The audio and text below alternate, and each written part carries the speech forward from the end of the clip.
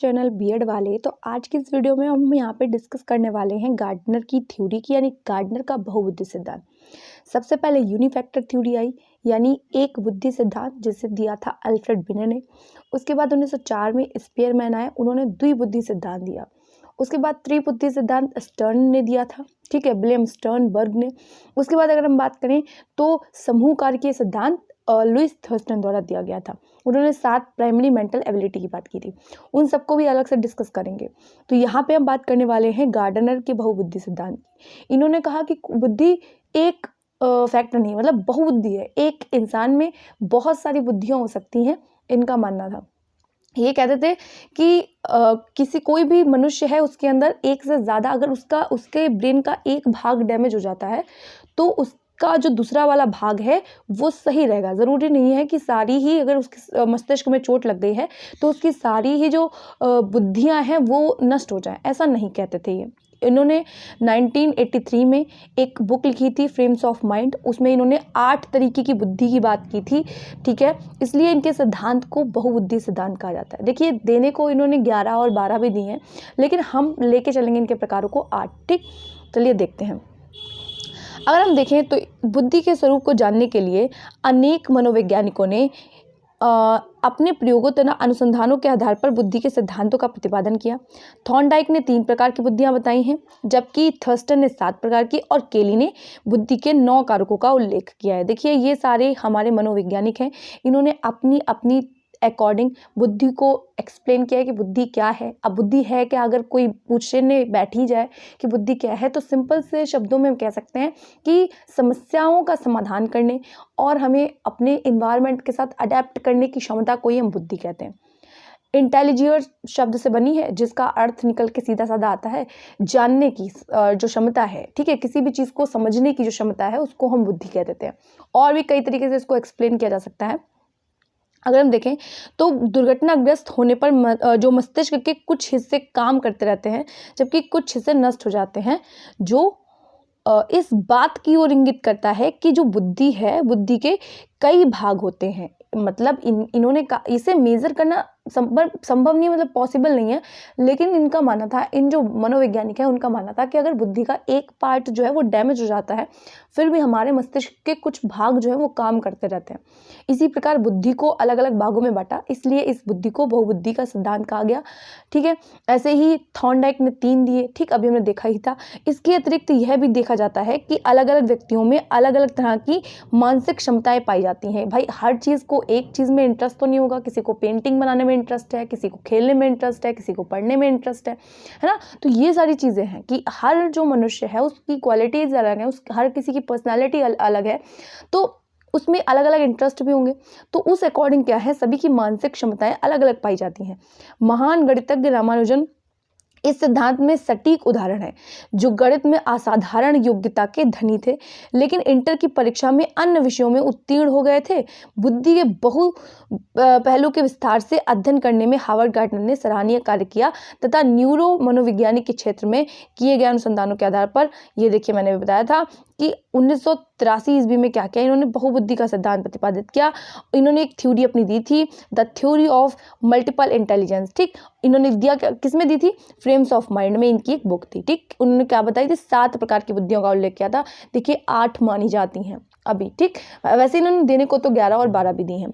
इनके अनुसार बुद्धि के 7 कारक पूर्णतः आनुवांशिक नहीं होते हैं। अब हेरिडिटी से बुद्धि को लेके पैदा नहीं हुए, लेकिन हाँ, जो देखिए बुद्धि को लेके तो पैदा हुए हैं, लेकिन डेवलप पूर्णतः नहीं कह सकते, क्योंकि आईक्यू पे आपके इन्वायरमेंट का, आपके कल्चरल फैक्टर का, इमोशंस का आपके फर्क पड़ता है, बल्कि ये उचित सामाजिक और भौतिक वातावरण एवं किसी विशेष प्रकार के प्रशिक्षण द्वारा विकसित की जाती हैं। जैसे हम जाते ही हैं टीचिंग कोर्सेज, जैसे हम लोग टीचर बनने जा रहे हैं तो हम लोगों को ट्रेंड किया जा रहा है एक तरीके से, है ना। तो विकास किया जा रहा है। बुद्धि तो हमारे पास ऑलरेडी है, लेकिन हम, बच्चा जब पढ़ता है, चीज़ों को जानता है, सीखता है, तो उसकी बुद्धि का लगातार विकास होता जाता है।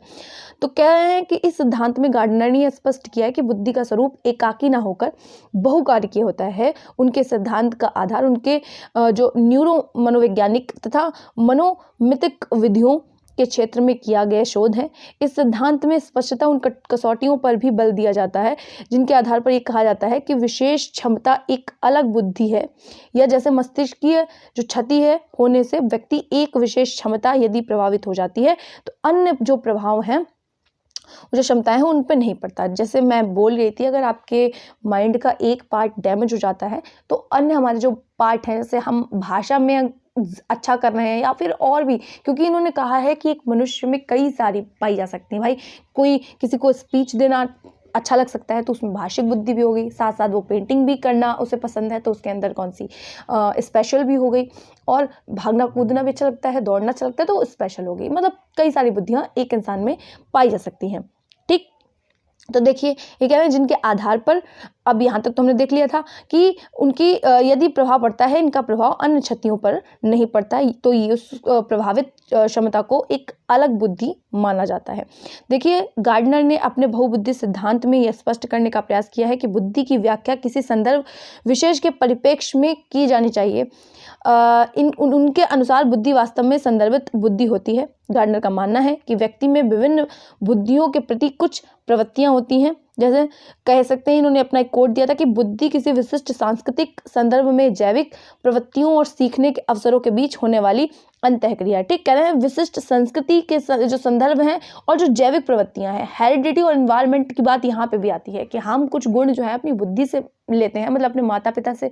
जैसे आपको बुद्धि मिल गई, देखिए बहुत बड़ा प्रभाव आपका आनुवंशिकता से होता है कि अगर आपके माता पिता किसी तरीके से की मानसिक क्षति से ग्रस्त हैं या कोई बीमारी है आपके माता पिता में, मेंटली ठीक नहीं है, तो उसका प्रभाव आप पे भी अवश्य दिखाई देगा, या आँख में, शरीर के किसी अंग में अगर उनके परेशानी है तो ये तो कैजुअल बात है कि आप पे उसका प्रभाव अवश्य दिखाई देगा। ठीक, तो इस तरीके से वो वाले फैक्टर से आप प्रभावित होते हैं। फिर आप एनवायरनमेंट के कनेक्शन में आते हैं, वातावरण के कनेक्शन में आते हैं, तो वो उसका प्रभाव भी आपके ऊपर लगातार पड़ता रहता है और आप की जो बुद्धि है उसका विकास होता है। हम एक तरीके से कह सकते हैं बुद्धि क्या करती है, एक तरीके से मतलब सेट कर देती है कि आप कहाँ तक पहुँच सकते हैं। एनवायरनमेंट आपको जिस तरीके का मिलेगा वहाँ तक पहुँच सकते हैं। जैसे आप जो है एक लिमिट है कि आप एक टीचर बन सकते हैं ना, तो भाई अगर आपको उस तरीके का एनवायरनमेंट नहीं मिलेगा तो क्या आप एक टीचर बन पाएंगे? नहीं।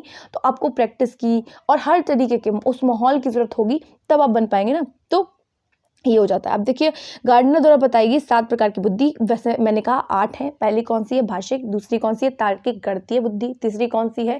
तो तीसरी हमारी आती है स्पेशल यानी स्थानिक बुद्धि। फिर हमारी आती है सांगीतिक बुद्धि। फिर हमारी आती है गतिक, बॉडली कैंस्थेटिक बोल सकते हैं जिसको।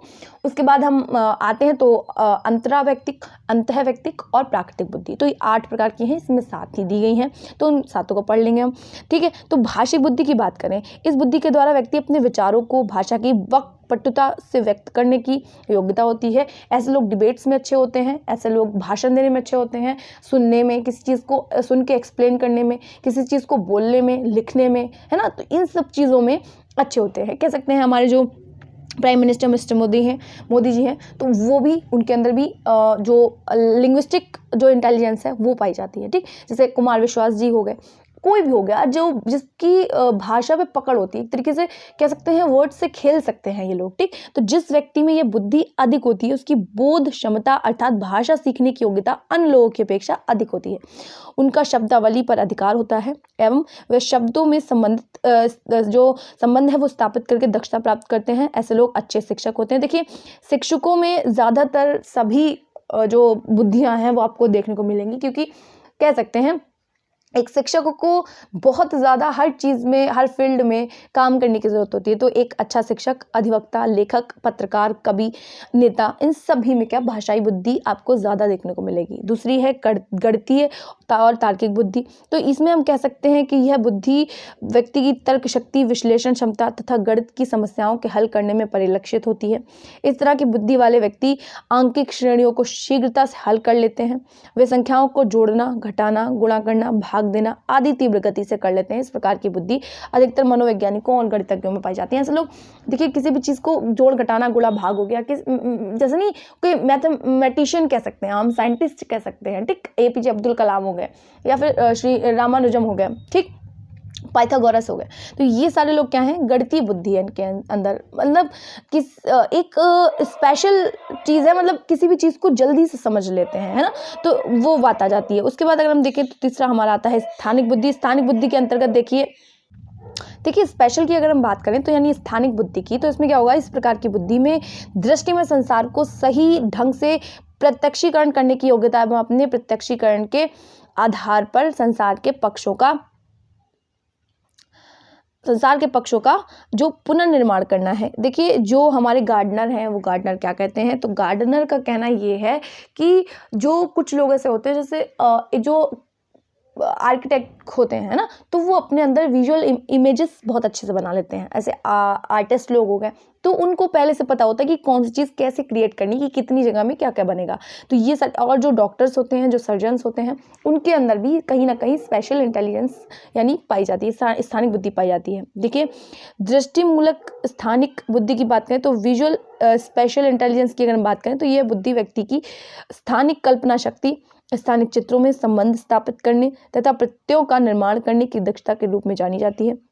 इस प्रकार की बुद्धि स्थानों के रास्ते याद करने में, वस्तुओं तथा मशीनों की संरचनाएं समझने एवं यांत्रिक कौशलों में निपुण होते हैं। ठीक, तो देखिए अगला देखते हैं हम लोग। तो सांगीतिक बुद्धि की अगर हम बात करें तो ये लोग रिदम्स बनाने में, जैसे लोग अलग अलग मैनिपुलेट कर लेते हैं, अलग अलग चीज़ों को मिला के कुछ नया क्रिएट कर देते हैं बुद्धि, उसको हम सांगीतिक बुद्धि कहते हैं। कुछ अलग अलग गानों से चीज़ों को मिला के और एक नया गाना बना दिया, तो वो क्या हो गया, संगीतिक बुद्धि से हम जोड़ेंगे। या बुद्धि सांगीतिक से संबंधित लय, ताल, गायन के उतार चढ़ाव के प्रति संवेदनशीलता की क्षमता के कारण जानी जाती है। इस प्रकार की बुद्धि वाला व्यक्ति संगीतात्मक सार्थक का धनी होता है तथा जीवन में संगीतकार के रूप में प्रसिद्ध होता है। शारीरिक गतिक बुद्धि की बात करें तो यह बुद्धि व्यक्ति की शारीरिक क्रियाओं द्वारा अभिव्यक्त होती है, जैसे खेलना, कूदना, यौगिक क्रियाएं करना, नृत्य करना तथा अन्य प्रकार के शारीरिक कर्तव्य दिखाना, जैसे कि सर्कस, कलाबाज, नट, लोक खिलाड़ी, टेनिस। देखिए ये लोग जो हैं, आपने स्पोर्ट्समैन देखे होंगे, स्पोर्ट्स पर्सन देखे होंगे, क्योंकि लड़कियां भी होती हैं। ठीक, तो आपने सानिया मिर्जा का उदाहरण ले लीजिए, आप सचिन तेंदुलकर का उदाहरण ले लीजिए, जो भी इसमें हीरो भी आ जाते हैं, जो हीरोइंस हैं, अभिनेता अभिनेत्री, वो सब इसी में आ जाते हैं, जो कि शारीरिक गतिक बुद्धि होती है जिनके अंतर्गत। अब देखिए अंतः व्यक्तिक क्या होता है, तो अंतः व्यक्तिक होता है खुद को समझना। ये बुद्धि व्यक्ति को स्वयं के भावों को नियंत्रित करने, जैसे प्लेटो हो गए, और हम कह सकते हैं सद्गुरु आजकल बहुत चल रहे हैं, तो जो खुद के मोटिव्स को समझ सके, खुद के इमोशंस को समझ सके कि एक्चुअली में वो क्यों पैदा हुए, उनके जीवन का एक ध्येय क्या है, तो वो सारी चीज़ें अंतः व्यक्तिक में आ जाती हैं तथा निर्देशित करने की क्षमता के रूप में जानी जाती हैं। इस प्रकार की बुद्धि वाले व्यक्ति में अपने अनुसार कार्य करने, आत्मनिर्भर रहने, सुसाध्य करने तथा अपने लक्ष्यों को प्राप्त करने की प्रबलता अधिक होती है। ठीक, तो जैसे आत्म चैतन्य व्यक्ति मतलब खुद को समझ सके, अपने वो आखिर चाहता क्या है, जैसे नहीं सेल्फ रेगुलेशन की बात होती है, इसमें सेल्फ अवेयरनेस की बात होती है कि जो इंसान है, जो व्यक्ति है, वो किस तरीके से खुद को समझ पा रहा है ना, तो वो सारी चीज़ें, अरस्तु है, प्लेटो है, सोक्रेटिस हैं, तो ये सारे लोग इसी के अंतर्गत आते हैं, जो खुद के मोटिव्स पे काम करते हैं। देखिए अगला अगर हम देखें तो अंतर्व्यक्तिक बुद्धि क्या होती है। अंतर्व्यक्तिक बुद्धि में है यह बुद्धि दूसरों को समझने के लिए, ठीक है, दूसरों के भावों को, इसमें साइकोलॉजिस्ट आ जाते हैं, मनोवैज्ञानिक जितने भी हैं, जैसे महात्मा गांधी की बात कर सकते हैं, तो दूसरों के, मदर टेरेसा आ जाती हैं, तो इसमें क्या है, वो दूसरों के भावों को समझ सकते हैं, दूसरों की अभिप्रेरणा को समझने में सार्थक होते हैं। इस प्रकार की बुद्धि वाले व्यक्ति दूसरे लोगों से प्रभावशाली ढंग से अंतःक्रिया करते हैं और उनके द्वारा किए जाने वाले व्यवहार को पुनर्अनुमान कर लेते हैं। जैसे हम कह सकते हैं चिकित्सक और विक्रेता। एक विक्रेता है यानी एक जो बेचने वाला है कोई सामान, तो वो लोगों के भावों को अच्छे से समझ सकता है। आप 40 का, आप मम्मी के साथ जाते होंगे तो वो 40 की चीज़ होगी, वो 60 में बताएगा, उसे मालूम है, वो आपकी पहले से ही मनोदशा जानता है कि ये अगला इंसान आके ये पैसे कम करवाएगा ना, तो वो लोग बड़ी अच्छे से समझते हैं इस चीज़ को। अगर हम बात करें तो इन 8 प्रकार की बुद्धि के अतिरिक्त गार्डनर ने 1992 में प्रकृतिवादी बुद्धि तथा 2000 में अस्तित्ववादी बुद्धि नामक 2 अन्य बुद्धि के प्रकारों को सम्मिलित किया, अतः इनमें कुल 10 प्रकार की बुद्धियों का उल्लेख किया। प्राकृतिक बुद्धि की अगर हम बात करें तो प्राकृतिक बुद्धि क्या है, प्रकृतिवादी बुद्धि में क्या होगा, व्यक्ति की उन क्षमताओं से है, देखिए जो लोग पौधों से प्यार करते हैं, कुछ लोग हैं पौधों से बातें करते हैं ना, तो पौधों से उन्हें बहुत लगाव होता है, हर चीज़ की जानकारी होती है कि किस प्रकार के पौधे हैं, क्योंकि पौधे जीवित हैं और उन्हें उस तरीके का अटैचमेंट होता है जैसे किसी इंसान से होता है ना, तो क्योंकि कॉमन लोगों को नहीं होता है, लोग समझ ही नहीं पाते हैं, ज़िंदगी में आते हैं, खाते हैं और चले जाते हैं। लेकिन ये जो लोग होते हैं नेचुरलिस्टिक, जो इंटेलिजेंस होते हैं जिनके भीतर होती है, तो वो क्या करते हैं, वो समझते हैं। इसमें किसान आ जाते हैं, किसान को पता होता है पौधों को कितना कैसे देना है ना, तो ये सारे आ जाते हैं। जूलॉजिस्ट हो गए और बॉटनिस्ट हो गए, तो ये सारी काहे में आ जाते हैं, हमारे प्राकृतिक बुद्धि में आ जाते हैं। अस्तित्ववादी बुद्धि की बात करें तो यह बुद्धि क्या है, वह बुद्धि है जो उसे मानव संसार के रहस्यमय विषयों जैसे आत्मा, परमात्मा, जीवन मरण, मानवीय अनुभूतियों, सुख दुख आदि जानने के लिए जिज्ञासु बनाती है। और ये क्या है, बुद्धि दार्शनिक विचारों से में अधिक पाई जाती है। जो फिलोसफर्स होते हैं उनमें ये बुद्धि अधिक पाई जाती है कि संसार क्या है, उसका मतलब क्या है, ये सारी चीज़ें इसके अंतर्गत आती हैं। देखिए, अब हम बात करें तो गार्डनर ने सबसे बाद में नैतिक बुद्धि को भी बुद्धि की सूची में जोड़ा। गार्डनर के अनुसार नैतिक बुद्धि का संबंध उन नियमों, व्यवहारों और विवृत्तियों से है जो जीवन की पवित्रता के लिए आवश्यक है, विशेषकर मानवीय जीवन तथा अन्य जीवों की सुरक्षा। भाई, मोरल्स जो है हमारी, जो हमारी वैल्यूज़ हैं, जो समाज सोसाइटी है, उसमें क्या है, हम समझ सकें कि जो जीव है उसका जीवन भी एक हमारे जीवन से जुड़ा हुआ है, दूसरे का जीवन हमारे जीवन से जुड़ा हुआ है, तो उसकी रक्षा हमारा धर्म है। ठीक, तो गार्डनर ने बुद्धि की 3 विशेषताएं बताई हैं। बुद्धि को मापा जा सकता है, बुद्धि का व्यक्ति की संस्कृति में महत्व होता है तथा बुद्धि व्यक्ति के जीवन में आने वाली समस्याओं के समाधान में सहायक होती है। गार्डनर ने बुद्धि के जो 7 प्रकार बताए, उनमें से भाषाई, तार्किक, स्थानिक बुद्धि थर्स्टन द्वारा बताई गई 7 प्रमुख योग्यताओं के समरूप है। देखिए, इन लोगों की जो बुद्धियां हैं वो आपस में मिलती जुलती हैं। इनकी बुद्धि के परंपरागत परीक्षणों द्वारा मापा जा सकता है। शिष्टाचार कारक बुद्धि के स्वरूप में संवर्धन करके नवीन संकल्पना के रूप में विकसित किए गए हैं। ये इंद्रियों के अनुभवों तथा साक्ष्यों पर आधारित पाए गए हैं। ये जो बुद्धियां हैं वो, अच्छा, हम लोग ज्ञान को अर्जित कैसे करते हैं, तो हम अपने सेंसेस के थ्रू ज्ञान का अर्जन करते हैं। ठीक है, फिर कह रहे हैं कि गार्डनर ने अपनी इस नवीन संकल्पना के पक्ष में विकासात्मक, न्यूरो मनोवैज्ञानिक एवं व्यवहारात्मक शोध आधारित प्रमाण भी प्रस्तुत किए। उपयुक्त बुद्धि के कारण आपस में अंतःक्रिया करके एक दूसरे को प्रभावित करते हैं, लेकिन कुछ सीमा तक स्वतंत्र रूप से भी कार्य करते हैं। गार्डनर ने यह स्पष्ट किया है कि प्रत्येक सामान्य व्यक्ति में उपयुक्त 8 तरीके की बुद्धि होती है, परंतु कुछ विशेष कारणों से आनुवंशिकता या प्रशिक्षण के कारण किसी व्यक्ति में कोई बुद्धि अधिक विकसित हो जाती है। जैसे आपके अंदर कई सारी बुद्धियां हैं, आपको पेड़ों से भी प्यार है, आपके अंदर भागने, खेलने, कूदने की भी क्षमता है, आपके अंदर गाने की भी क्षमता है, आपके अंदर स्पेशल इंटेलिजेंस भी है, लेकिन किसी एक विशेष क्षेत्र में आप पे ज़्यादा ध्यान दे दिया गया। जैसे आपके माता पिता ने देखा, आपके माता पिता ने आपको छूट दे दी कि चाहिए आप खेल सकते हैं, तो आपने उसमें काम करना शुरू किया, तो आपने खेलना शुरू किया, तो आप खिलाड़ी बन गए। आपकी जो अदर इंटेलिजेंसी थी, तो वो धीरे धीरे पीछे चली गई। हम जिस चीज़ को कॉन्टिन्यूटी से करते रहते हैं वो हमारे टच में बनी रहती है, तो हम अगर खेलते रहे तो हम खिलाड़ी बन गए।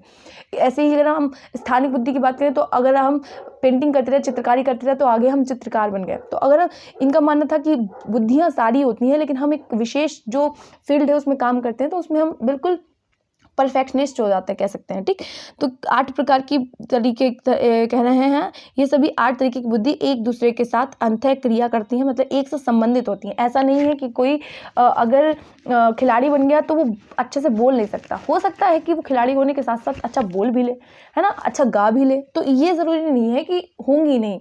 ठीक, अगर वो किसी एक फील्ड में अच्छा हो भी जाता है तो हो सकता है उसकी अंदर जो बुद्धियां हैं वो भी धीरे धीरे विकसित हो रही हो। ठीक, कह रहे हैं क्योंकि अंतः संबंधित है ना, अंतःक्रिया करती है। फिर भी प्रत्येक बुद्धि एक अर्ध स्वायत्त तंत्र के रूप में कार्य करता है। मस्तिष्क में प्रत्येक बुद्धि अपने अपने नियमों तथा कार्य विधियों द्वारा संचालित होती है। अगर किसी कारण से मस्तिष्कीय क्षति व्यक्ति में हो जाने पर एक तरह की बुद्धि क्षतिग्रस्त हो जाती है, तो इसका प्रभाव दूसरे तरह की बुद्धि पर नहीं पड़ता। गार्डनर के इस सिद्धांत का प्रमुख आशय यह है कि इससे इस विशेष तथ्य की व्याख्या करने में मदद मिलती है कि क्यों कुछ लोग जिनका कॉलेज में शैक्षिक रिकॉर्ड काफ़ी प्रखर एवं श्रेष्ठ था, बाद की ज़िंदगी में उन्हें सफलता हाथ लगी, तथा क्यों वैसे लोग जिनका कॉलेज में जो रिकॉर्ड था वो मंद एवं घटिया रहा, जिन बाद की ज़िंदगी में उन्हें काफ़ी सफलता मिल पाई। देखिए, इनका कहने का मतलब, देखिए कितने अच्छे से इन्होंने स्पष्ट किया कि कुछ लोग होते हैं जो कॉलेज में अच्छा परफॉर्म करते हैं, मतलब उनके रिजल्ट अच्छा था, लेकिन वो अपनी जो लाइफ है उसमें अच्छा नहीं कर पाते। ठीक, ऐसे ही कुछ लोग होते हैं कॉलेज में, आपने देखा होगा, जिनका रिकॉर्ड कम आता है लेकिन फिर भी वो अपनी लाइफ में कुछ अच्छा कर पा रहे होते हैं। तो कहने का मतलब इनका सिर्फ इतना था, ठीक, कि बुद्धि में क्या है, कई तरीके की बुद्धियां व्यक्ति में, एक व्यक्ति में पाई जा सकती हैं, बाद की जिंदगी में काफ़ी सफल हो पाते हैं। इस स्पष्ट कारण यह है इसका कि पहले तरह के व्यक्ति में व्यक्तिगत बुद्धि की कमी थी, परंतु दूसरी तरह के व्यक्ति में व्यक्तिगत बुद्धि की अधिकता थी। ठीक। अगला अगर हम देखें तो गार्डनर के जो सिद्धांत है उसके शैक्षिक उपयोग क्या है। यह सिद्धांत विभिन्न प्रकार के स्वतंत्र बुद्धि घटकों को महत्व देता है तथा बालकों की प्रतिभा के विकास को प्रोत्साहित करने के लिए यह सिद्धांत महत्वपूर्ण आधार प्रस्तुत करता है। सिद्धांत के शैक्षिक निहितार्थ, सबसे पहले अगर हम पाठ्यक्रम की बात करें तो यह सिद्धांत पाठ्यक्रम में कुछ ऐसे विषयों को सम्मिलित करने के लिए प्रेरित करता है जो छात्रों के कल्पनात्मक लेखन, स्वर लिपि, नृत्य तथा दृष्टि कला आदि क्षेत्रों में विशेष दक्षता प्राप्त करने में सहायक सिद्ध हो। शिक्षकों को चाहिए कि वह छात्रों की बुद्धि का अध्ययन करके पता लगाएं कि किस छात्र में कौन सी बुद्धि असाधारण रूप से अधिक मात्रा में है। मतलब बुद्धियां तो सारी हैं, लेकिन एक क्षेत्र में, एक विशेष क्षेत्र में वो बालक किस क्षेत्र में अच्छा कर रहा है। एक शिक्षक की दृष्टि एक दार्शनिक वाली होनी चाहिए, ठीक है, फिलोसोफर कह सकते हैं, तथा उसको उसी क्षेत्र में विशिष्टता प्राप्त करने के लिए प्रेरित करें। छात्रों की विभिन्न प्रकार की बुद्धि को विकसित करने के लिए उन्हें परामर्श दें, जैसे उनकी तार्किक गणितीय बुद्धि विकसित करने के लिए उन्हें समस्याओं का विश्लेषण करने दें, संश्लेषण करने में, प्रमेय सिद्ध करने में, वाद विवाद प्रतियोगिता आयोजित करने में उनके अंदर हीन भावना ना, उन्हें ऐसा ना लगने लगे कि मैं कुछ कर नहीं सकता। एक बार अगर उनके माइंड में बैठ गया कि मैं कुछ कर सकता हूँ अपनी ज़िंदगी में, बस वही वाला मोमेंट आपको उस बच्चे को देना है कि वो अपनी लाइफ में कुछ कर सकता है। वरना करने को वो इतना खुद है कि वो खुद कर सकता है, बस उसे एक मार्गदर्शन की ज़रूरत है जो आपको उसे प्रोवाइड करवाना है। बुद्धियाँ उसके पास पहले से ही, आपको विकसित करने में उसे थोड़े से एफर्ट्स डालने हैं। शिक्षण के क्षेत्र में शिक्षकों को प्रोत्साहित किया जाना चाहिए कि वह अपने कार्य की योजना इस प्रकार बनाएं जिसके द्वारा ऐसे ज्ञान और कलाओं का प्रवेश हो सके तथा वे पनप सकें जिनमें विभिन्न बुद्धियों के प्रयोग पर बल दिए जाते हों। ठीक। सीमाओं की अगर हम बात करें तो इनकी की सीमाएं क्या थी, तो हार्वर्ड जो गार्डनर थे उनके सिद्धांत की परिसीमाएं भी हैं। ठीक। तो हंट कहते हैं, हंट ने अपने शोधों के आधार पर यह बतलाया कि गार्डनर द्वारा बतलाए गए बुद्धि का प्रचुर सचमुच में विशिष्ट प्रकार की क्षमता से आगे कुछ भी नहीं है और ऐसी क्षमताएं कोई आवश्यक नहीं है कि वही हो, जैसे सामान्यतः बुद्धि कहा जाता है। ठीक। अगला देखिए इन्होंने क्या कहा है हार्वर्ड गार्डनर के विषय में। तो स्टर्नबर्ग कहते हैं कि हार्वर्ड गार्डनर के बहुबुद्धि को बुद्धि ना कहकर बहुक्षमता कहना अधिक सटीकता। देखिए आलोचना करने, कुछ सीमाएं करने, कुछ लोग अपने अपने तथ्य देने आते हैं। उन्होंने यह भी कहा कि गार्डनर द्वारा बतलाए गए सभी बुद्धि के प्रकार शिक्षा तथा जीवन में समान महत्व नहीं रखते हैं। इस सिद्धांत की आलोचना प्रमुख रूप से इस आधार पर की है कि गार्डनर द्वारा बतलाई गई बुद्धि उसमें वैलिडिटी नहीं थी, संबंध में बहुत कम आनुवांशिक एम्पेरिकल एविडेंस में लैक करती है यह थ्योरी। ठीक। तो लेकिन ऐसा नहीं है, अनुभवजन्य साक्ष्य कुछ पाए जाते हैं, ऐसा नहीं है कि बिल्कुल ही नहीं पाए जाते हैं। ठीक। कुछ साक्ष्य पाए जाते हैं जिसमें देखें तो इन आलोचनाओं के बावजूद इस सिद्धांत का जो प्रयोग है वो शिक्षा मनोविज्ञान में बहुत अधिक माना जाता है। ये अत्यंत महत्वपूर्ण माना जाता है और कहीं ना कहीं आपको अपने एग्जाम में ये इनका बहुबुद्धि का सिद्धांत अवश्य देखने को मिलेगा। ये बात आप गारंटी से लिख के लीजिए। दो चीज़ें हमेशा आई हैं, एक तो पियाजे का सिद्धांत, एक गार्डनर का बहुबुद्धि सिद्धांत, कभी कभी थॉर्नडाइक भी आपको देखने को मिल जाएंगे। अगर वीडियो अच्छी लगी हो तो वीडियो को लाइक करना, चैनल को सब्सक्राइब करना मत भूलिएगा।